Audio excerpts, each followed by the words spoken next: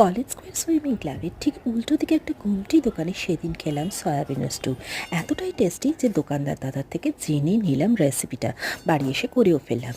সেদ্ধ করা সয়াবিনগুলোকে ভালো করে জল চিপে নিকড়ে শুকনো করে রেখে দিলাম। তারপর কড়াই সামান্য সাদা তেল গরম করে নিয়ে দিয়ে দিলাম গোটা গরম মশলা থেঁতো করার সঙ্গে আদা রসুন ও কাঁচা লঙ্কার পেস্ট। একটু নাড়াচাড়া করতেই খুব সুন্দর একটা গন্ধ ছাড়লো ফোড়নের।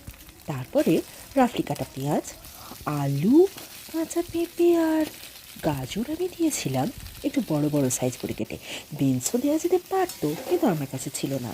দিয়ে দিয়েছিলাম সাথে একটা টমেটো। সব আনাজ ভালো করে নেড়ে চেড়ে নিয়ে দিয়ে দিলাম সেদ্ধ করা সয়াবিন। হ্যাঁ, জল দিয়ে সেদ্ধ করে নেওয়া যেতে পারতো কড়াতেই, কিন্তু আমার হাতে সময়টা কম থাকায় আমি ব্যবহার করলাম প্রেশার কুকার।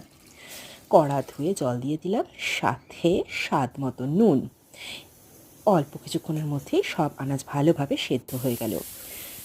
নামাবার আগে আমি দিয়ে দিয়েছিলাম একটু বাটার আর গোলমরিচ বাটা।